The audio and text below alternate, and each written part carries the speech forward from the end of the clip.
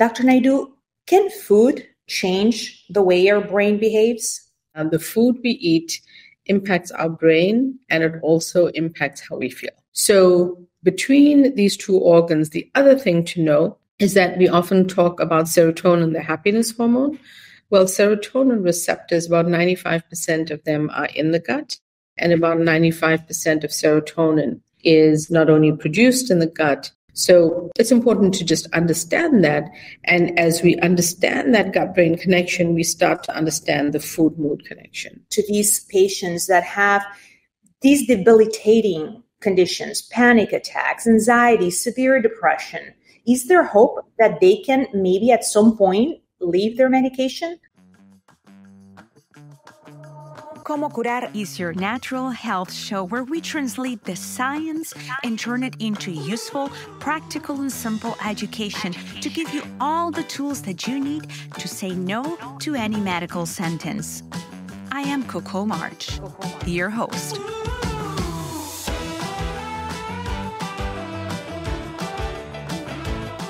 Hello and welcome to another episode of Como Curar. Is it possible that food could change the way your brain feels? Is it possible that food could reverse depression or improve it? Today, my guest is Dr. Naidoo. Dr. Naidoo is a Harvard physician that has been researching how food can change the way you feel. Your brain is affected positively or negatively by the food. So let's welcome Dr. Naidoo for this thrilling interview. Dr. Naidoo, welcome and thank you so much for being in my podcast, How to Heal, in Spanish, Como Curar. I have a big question for you. You're the author of a fantastic book that I enjoyed. This is Your Brain on Food. Dr. Naidoo, can food change the way our brain behaves? Firstly, Dr. Coco, thank you so much for having me on your podcast. I'm really excited to talk with you. And yes, the short answer is yes. The food we eat impacts our brain, and it also impacts how we feel. So when we think about food changing our brain, in your book, you go into detail about what happens chemically with certain foods. Let's talk about conditions, because I feel that especially, now after COVID, there is more and more patients that suffer from depression, anxiety, and other mood disorders. What are the first three food categories or foods in general that you would say, let's reduce the consumption of? So the things that we want to reduce, lower, and over time maybe even avoid in some cases. Number one, things with refined sugars, high fructose corn syrup, added sugars. We want to really try to use intake sugar from things like fruit, specifically berries, which are lower glycemic. The second category are the processed, ultra-processed junk foods and fast foods. They're kind of one big category. It's hard for us to avoid a packaged food or a boxed food these days, but try to select ones that are made with healthier ingredients, not a long list of ingredients that you cannot pronounce or know the names of. But that's a category to try over time to cut back on. Because what we're trying to do is move really to whole foods, as many whole foods as we can. The third category is actually those processed vegetable oils. These are very pro-inflammatory, and a lot of fast food restaurants use lower cost, so more economical oils, and they are pro-inflammatory. So another reason to be just careful of those foods. But that's a category that corn, soy, things like that actually really create inflammation in the body. Specifically in the case of mental well-being, inflammation in the gut, which leads to inflammation in the brain. So I would start there and work my way down a list of things to be careful about. Dr. Naidoo, in your book, you talk about a gut-brain connection. Do you think that is something that most people are aware of, that our gut talks to our brain and our brain interprets what's happening by the health of our gut? I don't. I think a lot of people are hearing words like the gut microbiome, but people do not actually know as much about the connection between the gut and the brain, and it's a two-way dialogue. It's a two-way conversation between these two organs. And what happens, Dr. Coco, is the gut and brain originate from the exact same cells in the human embryo. They then divide up and form two different organs in the body, but then they remain connected by the 10th cranial nerve, which is the vagus nerve. And the vagus nerve acts like a two-way text messaging system, allowing for chemical messages to go between these two organs all of the time. This is one of the ways that the brain and the gut are connected. The gut also has the second largest nervous system in the body, the enteric nervous system. And that is why sometimes the gut is called the second brain. So between these two organs, the other thing to know is that we often talk about serotonin, the happiness hormone.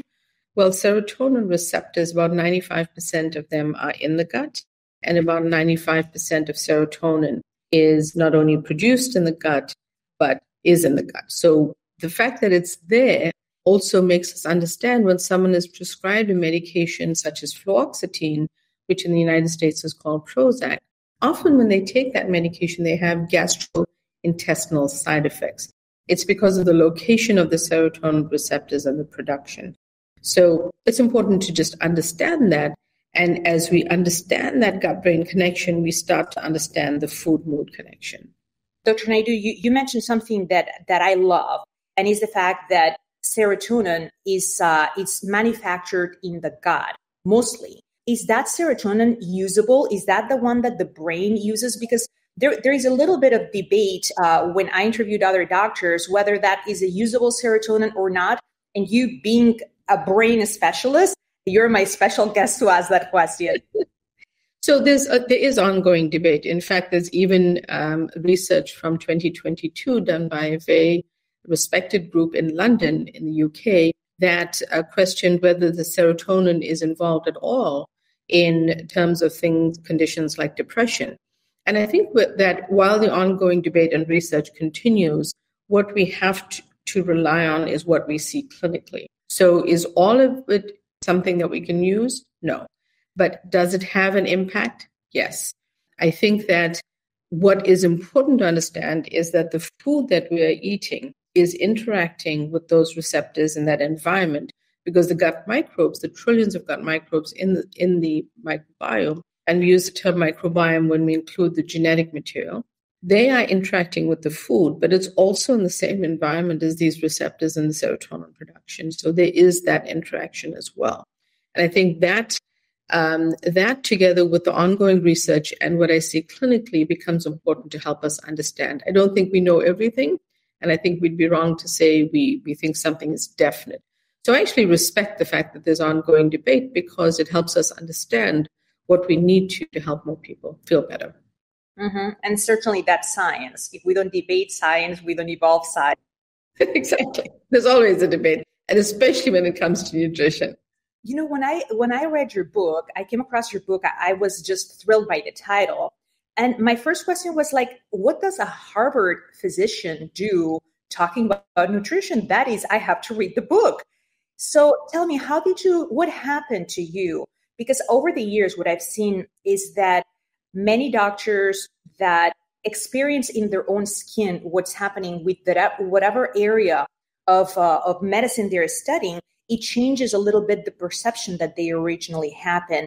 Would you tell us a little bit of I want anybody interested in brain and brain health and depression, anxiety to grab a copy of the book, This Is Your Brain on Food by Dr. Naidoo. But in the book, you talk about your experience. What happened to you that triggered you to change and then to write the book?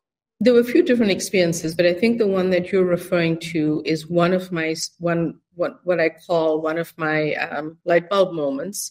I was feeling well, but unexpectedly diagnosed with cancer as I was in my clinic, and this is the clinic that I founded and directed, Mass General, and doing the work and helping people understand how they can eat better for their mental health. And, because I am blessed to be part of a good medical system, went from the initial diagnosis to treatment very rapidly. It was almost as though my mind had not caught up with my body. So I was getting all these physical tests, but my mind was still sort of trapped in the shock. And on the first day of my chemotherapy treatment, which happened really fast, it was lightning speed, I found myself really anxious, and that was not a feeling I was used to. I'm generally a calm person, and this was very different for me. And I was making my grandmother's golden chai, which is my morning ritual, with the turmeric and black pepper and the usually hemp milk, whichever milk I have on hand. And I'm thinking to myself, I'm feeling so much anxiety because I know the side effects of the medications I'm about to face. And I thought to myself, well, what can I do? And as the kettle shut off, I was boiling the water, I realized, why am I not leaning into what I know best, what I'm talking about every day? And that's what I mean. My mind hadn't caught up with this experience. And I thought, I'm just going to do this better. I'm going to eat even healthier. I'm going to use all the information I know to help heal myself, along with the chemotherapy and everything else. And I will tell you, that was a very big lightning bulb moment for me. Actually, a light bulb moment, sorry. But also sort of, it was something that was eye-opening, even for myself. So every single week, my doctors would say, we want to know what you're eating, because we see you bring food with you, and we know that you're tolerating these side effects so well. Your blood tests are okay. You are doing well and not experiencing it. And I would, all I did was lean into what I know about nutrition and how there are certain foods that help you feel calmer. There are certain foods to avoid. But so I unexpectedly became the blueprint of the work that I do today. And I think, if anything, it taught me so much about the power of food, along with any other treatment you may need to take. In my case, I chose to do chemotherapy and other forms of treatment, but nutrition was very powerful, and it really helped me. So there were other moments early on in my career, but that, I think, really cemented it for me. And it was a light bulb. In This Is Your Brain on Food, if I recall, I read so many books, but I think this was on your book.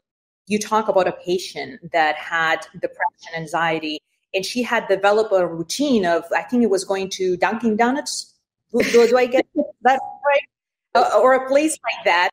Can you tell us about that experience and how you were able to revert many of her conditions by making her realize that, hey, maybe there is a link between these two things? That's right. So, the patient, well, this was very early on in my career as a psychiatrist who was learning to prescribe medications. And patient came in, and as a timid, sort of more of a student resident, patient yelled at me because they'd come in about 2 weeks before. I had prescribed fluoxetine, which is Prozac. She thought that, well, I think this is the one you're referring to in the book, but she thought that I had because of the medication, caused that weight gain. Now, I knew from the computer and what I was looking at that logistically it was not something that happened in 2 weeks of the prescription, but they read the side effects and immediately thought, well, that's the problem. So as I was talking to this patient who was quite upset, I saw this 20-ounce cup of Dunkin' Donuts coffee, favorite coffee in Boston. And firstly, it's a huge size. So I said, by the way, what did you put in your coffee today? Can we just start there? And I uncovered that it was a 1/4 cup of processed creamer, which had a lot of added sugar, plus 8 teaspoons of sugar just in that. And this was before eating breakfast. So I was able to get on the computer and calculate the calories and show them how these were just empty calories that they were consuming every day without even thinking about breakfast yet. And that simple fact, I'm not a big calorie counter, but sometimes it just makes the point to someone to help them understand. And really, it was a real point of change, because when she saw that there were things that could be done differently, having a cleaner cup of coffee with less of that processed creamer, less sugar, still having coffee is fine. But, having it in a different way, that was one thing that could change. And that really led to a much better therapeutic relationship. We didn't need to increase the medication. They lost weight over time. And it was actually very meaningful, because it taught me that if someone knows, if you can teach them a fact about the food they're consuming, even something that is not helping them, they have the information to make a change. And that is very important, because a lot of the time advice that's given, people don't necessarily understand why they should eat blueberries, for example. Right, right. And this is your brain on food. You describe 6 pillars of nutritional psychiatry. We'll go through those in a little bit. But I wanted to ask you a crucial question because sometimes in my practice, I had seen patients with severe depression, anxiety, panic attacks. And when I would tell them, I'm not a psychiatrist, so that's not my field, as it's yours, I would tell them food can change the way your brain reacts. They would tell me, no, you cannot tell me that depression, anxiety, and my panic attacks are going to go away without medication. Can a patient that has been medicated for many years because of severe depression improve to the point that needs fewer medications or maybe no medication over time? Because I always say this is not like winning a lottery. This is a process. And even winning a lottery, you have to play many times before you may win. But this is a slow process of changing your microbiome in many areas of your body. What would you tell to these patients that have these debilitating conditions, panic attacks, anxiety, severe depression? Is there hope that they can maybe at some point leave their medication? Always hope that food can help support your mental health. In certain conditions, you may have severe symptoms where maybe your doctor can lower your medications, and maybe in some cases you may not be able to come off the medications. That needs to be discussed with your doctor, and it's very much a personal and individual experience. However, what people should know is there's immense hope, because even if you are taking a medication, you can still adjust how you're eating to help your condition, whatever it is, whether it's depression, anxiety, OCD, problems with sleep. You can always make adjustments to your diet to help support that. The whether or not you come off medication, that's a decision between you and your doctor. But what I will say is I like to tell people it's a marathon and not a sprint. Don't expect something to change overnight. But I will say, as my patients start to make changes, sometimes within a week, they're sleeping better. Sometimes within a week, they're feeling that they are not as anxious as they were because they've made 1 or 2 subtle changes that are starting to work, and they're being consistent about these. So it is starting to help. And you're absolutely right. The microbiome takes time. If there's dysbiosis or basically inflammation in the gut, it takes time to heal. So it's not going to happen overnight, but you just need to stay consistent. I'm not a person that is depressive at all, personally. And I had for many years an extreme hard time understanding depression and being empathetic enough. Recently, in fact, we had our interview scheduled not too long ago. We had to cancel because I was hospitalized. And I was hospitalized because I had an appendicitis that became a peritonitis, that became a sepsis, and I was extremely ill for a month. And it haunts me how unempathetic I had been with depression, because for the first time in my life, being unable to do the things that I do, I felt anxious. I felt unaccomplished. So my question for you is, like, when you take a patient that is ill, because I feel that depression is a side effect of many other cofactors, as you mentioned, microbiome, dysbiosis, there is trauma many times. But if we just focus on the nutrition aspect and the health aspect, how can we help somebody that feels like I felt? Because I had to stop and say, why am I depressed? I feel sad. I feel literally sad. What's the first step to help these patients? Well, I feel like when we're facing things like this, and I'm really sorry to hear about that. I know we had to reschedule and everything, but it teaches us so much about ourselves. I think the first thing I like to say to people, because I've been through it myself, is have patience and grace with yourself, because depression could definitely come. And someone who has not experienced it before, the morning that I was facing my chemotherapy, same thing. I was experiencing feelings that I didn't know I'd heard about from my patients for so many years.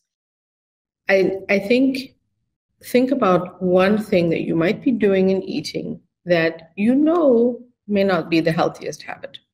And maybe it's that during the pandemic, you started eating ice cream every night. Maybe you have been ordering takeout every lunch because you're working and you're very busy. So you're ordering food from restaurants instead of maybe making a salad for yourself. Think of something that you can change, just one thing.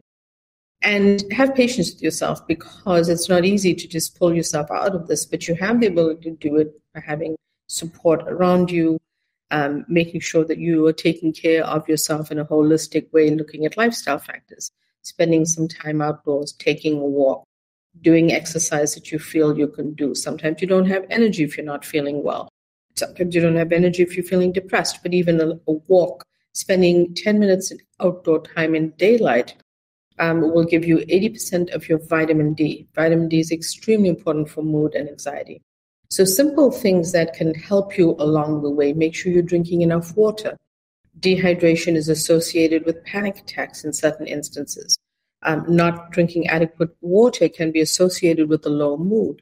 Lean into eating leafy greens. So if it's one thing that you can eat, add more salads or saute some spinach, something that is green and leafy, because greens contain folate, which is vitamin B9, and low folate is associated with low mood.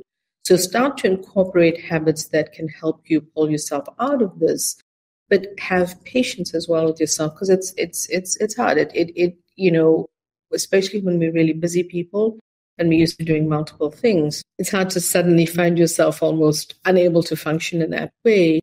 And that itself can be very depressing. Foods that you can start to include are prebiotic foods that most people think of as a supplement.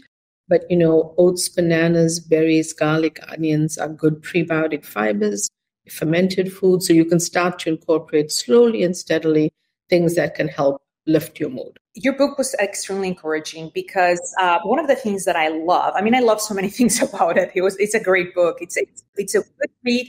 But I find that so many times when we write books, we are to the extreme of all or nothing. And I like your approach that it's okay, start slow, just add this, just do this. Don't feel that you have to do it all at once. And I think that to me, when I read the book, I thought, I wanted to interview you, of course, like I need to interview Dr. Naidoo. But secondly, I felt that for a patient that is suffering of anxiety, of depression, to know that even small changes, they have an accumulative effect. It feels as progress, as something optimistic. But you mentioned something important. You talked about vitamin D. And I read a study in which they examined patients that had depression and anxiety, and they found that most of them lack several nutrients. Do you think that supplementing can help? And what would be your favorite supplements that anybody that has those conditions may benefit from? We're not talking about this is going to be the cure. We know it's a whole package. We're going to talk about the 6 pillars of nutritional psychiatry that you've developed.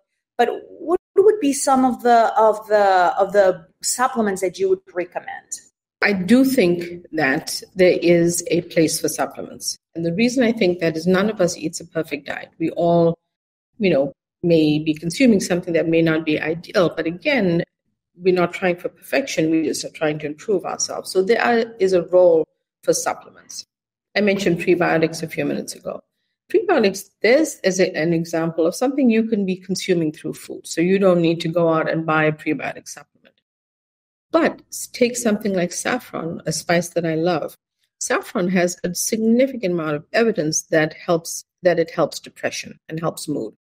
But when you cook with saffron, or the amount of saffron you use, 2 things. You use very little, and secondly, it's very expensive. So there's an example of a place you can speak to your doctor about getting a good saffron to help lift your mood. So there is definitely a place for supplementation. Now, in the northeast of the United States where I live, we are very often, many people may be deficient in vitamin D. So it's a good test. I always say test, don't guess. It's a great idea to have your doctor test that and make sure that if you need some vitamin D, you can get that through food, but you also might need a supplement if your level is low. So there's definitely a place for supplementation. I think that things like magnesium, there are many people in the United States who may be deficient in magnesium. Magnesium helps to calm the body. It's involved in about 300 or more biochemical reactions in the body and enzyme reactions. So it's very important. But again, I want people to get their doctors to do the test and then supplement or understand the foods that they can eat. But supplementation can be hugely important for many of us for those deficiencies. You talked about stress. You face some stress and some anxiety for your therapy, but we know stress is related to cortisol. Can you explain to us in human terms what is cortisol and what are the effects of elevated cortisol in our brain? So as we, get into the cycle of basically feeling stressed, it changes in our nervous system, and we get this sort of overproduction of cortisol. And what cortisol does is it affects many different things in our body. For one thing, in relation to nutrition, it impacts our hunger hormones. So when we were in a state of sort of perpetual stress, for example, the time during COVID when people were going through so many different things, there's a production of the cortisol, and your body is in a state of hypercortisolemia, so that's excess cortisol in the body. And really, it's the tipping over of many systems in the body. And one of the things I really try to emphasize with people is to have a practice in their day that helps lower their stress. I do this myself because I need to catch myself ever so often when I'm working and so busy that I am not taking care of myself and the things that help lower my stress. So I think having a practice that will help you manage your stress, mindful eating, also important to mention in nutritional psychiatry, when these hormones kick in, you start to eat all the wrong foods because stress precipitates habit circuits in the brain. So say I'm super stressed and I go out and I get ice cream today. Guess what? My brain is going to say tomorrow, oh, what about that ice cream? So you get into this sort of vicious cycle, really, of starting to eat the wrong foods. Stress causes that, and then also it impacts your hunger hormones. So you start not to be able to understand when you're satiated or full. So you eat a certain amount of food, and usually you would be satiated with that. But all of a sudden you're stressed and you need more than that portion. You need double that portion. And that's how stress starts to impact not only hunger, your hunger hormones, your weight, and many other things in the body. Does protein affect the brain? Are there benefits of making sure we have enough protein? Because something that you're mentioning, ice cream, sweets, that seems to tip the scale a little bit on the carbohydrate side. And once we start having many carbohydrates, we just don't feel the necessity to fill our body with protein. But what's the relationship and what are the benefits of protein on mental health? So protein is definitely important. I want to preface this by saying in the US, many people are concerned about their protein, but they're actually not eating enough fiber. So I'll come back to that. Protein is definitely important. I think eating clean sources of protein as best we can is important. It's important for your muscle, your body, for everything that happens, and it's important for your brain. But I think protein as part of a nutritional psychiatry plate, lots of servings of vegetables, healthy fats, clean proteins, making sure you getting fiber from vegetables, fruit, beans, nuts, seeds, legumes, healthy whole grains. That's also important. So I see it as part of a healthy meal, but an important component. So, for example, people don't realize the amount of protein they may need to take in, and having that conversation with the doctor is important because some people have to be cautious around. I had a patient who was, exercising more, so he started to consume a protein shake. And it was a clean protein that he purchased. He was putting it in, would say, some berries and almond milk. So he wasn't adding unhealthy ingredients to this, but it affected some of his blood chemistries because he was a person who had some slight impairment in his kidneys. So it is important not to just give global recommendations. Let's all eat. Check with your doctor the quantity of protein you should be eating, work with a nutritionist, and build that in. Interesting sources of protein are things like, yogurt, where you get your probiotics. So get some plain yogurt, plain Greek yogurt, great source of protein that many people don't even think about.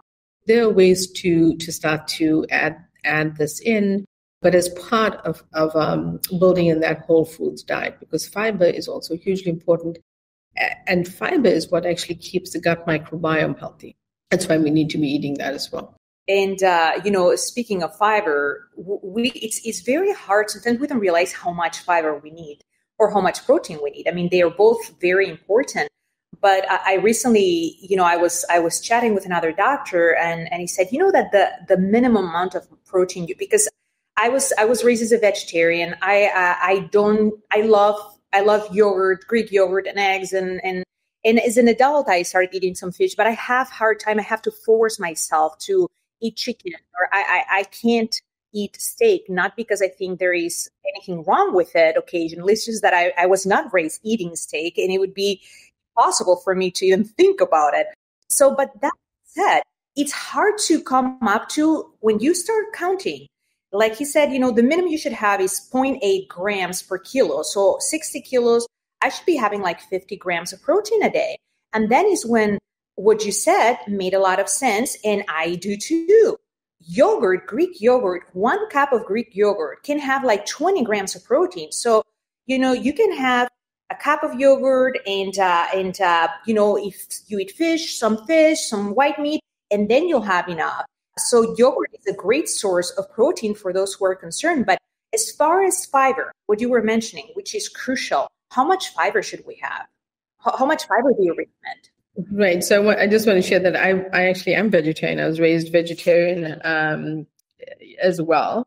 So I hear you on that. And I will tell you that I've had to learn the hard way to really, as I became more interested as I grew up and was more interested in nutrition.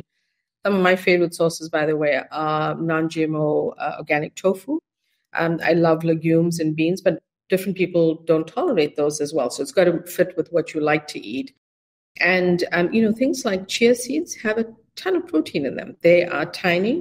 They are rich in protein and fiber. Now, for fiber, there's some general guidelines that, women should have about 21 to 25 grams a day of fiber, and men should aim for about 30 to 38 grams a day. Now, these are just some general dietary guidelines. What I would say is there are ways to do this, and what we need to be doing to help our fiber load is things like chia seeds, things like flax seeds, things like vegetables, just building in more servings of vegetables at every meal. Berries, nuts and seeds, adding those to salads, adding those to whatever you're eating are easy ways to bring back more fiber into your daily diet. And, I think there's a lot to be said for building that beautiful salad, which has the leafy greens, the different colored vegetables, the nut seeds, the salad dressing with healthy fats, a piece of avocado, adding your protein to that. All of that are ways to think about your nutritional psychiatry plate and build in the nutrients that you need for your brain. In your book, you talk about pillars for nutritional psychiatry. What are the 6 pillars, and why are they so important? Sure. So the first one is be whole, eat whole. And what I like to say to people is eat the orange, skip the store-bought orange juice, because store-bought orange juice has no fiber, has the fiber removed, and a lot of added sugar. So just eat the orange. The whole orange has all the nutrients that you use. It's a way to think, eat whole, be whole, eat whole. Another one is eat the colors of the rainbow. This is an easy way for people to understand that all of these colors bring really important plant polyphenols to our gut microbiome. The gut microbes love those. So carotenoids from carrots, anthocyanins from blueberries, or say eggplant. These are really important nutrients that we need. So have as many colors on your plate, different vegetables, some berries, things like that.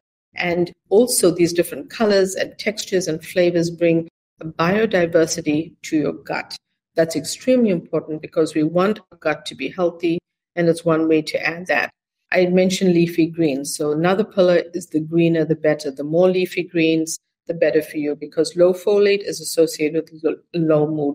So having, 4 or 5 cups, because leafy greens, when you cook them or, eat them, you can have them as a salad, but if you say you steam some spinach, you'll get much less in the bowl but even that has a good quantity of the folate that you need to at least be eating consistently. Another pillar is tapping into your body intelligence. I often hear people talk about feelings like, say, having brain fog in the afternoon and unable to concentrate at work, but they're not really thinking about what they ate the past week. Did they change their lunch? What are they consuming for breakfast? That may be making them tired, making them have brain fog. So tap into how your body feels, but also then pay attention to how you've been eating to sort of train yourself and understand how you feel after a certain kind of meal. Another one is consistency and balance are the key. So I like to talk about the 80-20 rule, meaning 80% of the time we're trying our best. We try to eat healthy. We try to make those good choices. But 20% of the time, life happens. So, have patience with yourself because these things happen. You can always, say you have an unhealthy meal because you're traveling and you're in an airport. The next time you can get back on track, and have a healthy meal at the next one. And the last category is avoid the foods that are triggering your symptoms. I like to broaden this category because different conditions, different foods, there's certain things we don't understand or don't know, I should say, that worsen conditions. In depression, eating a lot of cold cuts and deli meats and things like that, many of them are made with a preservative called nitrates. Those nitrates actually worsen depression. A lot of artificial sweeteners worsen anxiety. So someone who's trying to come off, say, soda, goes to diet soda, may notice they have more anxiety. So that last category or that last pillar of avoid the foods that worsen your symptoms is really important for us to pay attention to depending on how we're feeling. How about children? I see that there is such an increase on complete brain changes from autism to behavioral changes to hyperactivity. Does food affect that? Have you treated children what have you seen in your experience when you change or make some changes, that 80-20 that you suggest? Sure. So, I'm an adult psychiatrist, so I don't treat children directly, but a lot of parents will reach out to me and ask advice. And I often will give them guidelines, like if you're eating healthy, feed your children the same healthy foods. And if you're not, for some reason, try to adjust your diet because that will impact how you're feeding your children. I've written a lot and researched a lot on, how children's brains work. And those important nutrients early on are really important. But because we know neuroplasticity exists, say your child is not a healthy eater, there's always hope to adjust things and hope that can improve too. Some easy rules are bring children into the conversation around food. Help go to the farmer's market with you, go to the supermarket, choose those colors, be involved in even simple safe preparation of food that they can do. And then there are things I talk about, like, can you make foods that they like, but add in those, say, extra veggies? Can you make them meatballs with, if you're plant-based, it can be made with lentils, and you can add in a lot of spinach, cauliflower, lots of vegetables. You don't even see it when you make the meatball. You can pulverize it. Or if you maybe once in a while make them a smoothie, but load it with spinach and have those flax seeds, add in the nutrients, add in a protein-rich nut milk. That can be nourishing. So, encourage them to eat healthy foods along with you. I don't think you can be eating pizza and expect your kids to eat, vegetables, extra servings of vegetables. I think it has to be part of that conversation that you bring them into. And it's significantly important because their little brains are developing all the time early on, and you want them to really develop healthy brains. Another important nutrient we didn't touch on was omega-3 fatty acids. You mentioned eating seafood. You get that in fatty fish. The mnemonic is SMASH, which is sardines, mackerel, anchovies, salmon, and herring. And I say to people, if you can't get it fresh, try to get the cans because the omegas are still in there. And you can also get it from plant-based sources. It's less available to convert and get to the brain, but it's still a source of omega-3s, chia seeds, flax seeds, walnuts, and sea algae, sea vegetables. And people who are vegetarian can take an algal oil supplement, which is a vegan supplement, and have it that way as well. Mm-hmm. I agree with you. Omegas, magnesium, vitamin D, Those are important nutrients for parents and for children. And certainly, if we want our children to be healthy, they have to see us eat healthy. And it's funny because I tend to have this conversation with my kids because I want them to grow up feeling comfortable talking to me about things. So sometimes I tell them, tell me 3 things you love about mommy and 3 things you really don't like that mommy does. From that separately, like we just talk and chat. And always, all 3 of them, they will go like, well, I really don't like that you don't let us eat junk food. McDonald's can't be that bad. So, but that is part of the education. They know how to read labels. I mean, even my 8-year-old, he will bring something. We'll be at the grocery store and he'll say, Mommy, this doesn't have too much sugar. And then I go, okay, let's look at the ingredients. Oh, it has sucralose. Sucralose is bad or worse than sugar. But that's part of the family conversation. Yeah, I love that. And just the everyday that they grow up with that. And as I always say, that's not guaranteed that when they're 18, 19, they go to college, our kids will decide to follow.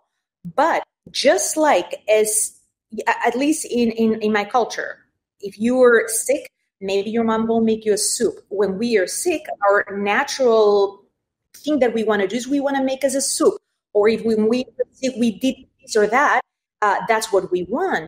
So if we develop those habits, I feel that when we grow older, we pass those teen years, we kind of go back to the way we were fed. I was fed a lot of salads. I was fed a lot of veggies. And that's what I love. Even though, confession made, when I was in college, I was not a good example. I went a little bit away. But it's a process, definitely a process. Well, this has been an amazing interview, Dr. Naidoo. Thank you so much for taking the time. I know you're very busy. I suggest and invite everybody to get a copy of This Is Your Brain on Food. And there you also have some recipes. You talk about a lot of the spices that we should be adding on food. And I also welcome everybody to look at Dr. Naidoo's resume. It's impressive. And to have a Harvard expert talking about food, nutrition to help any other therapies to improve our mood, I think it's priceless. So thank you so much for being here. And tell me where people can find you. And do you do online consultations because you're in Boston? So I don't know if everybody can fly there. Pleasure to talk to you. Loved your questions. People can find me on social media at DRUMANAIDOO. Please sign up for my newsletter. Just go to my website, umanaidoomd.com.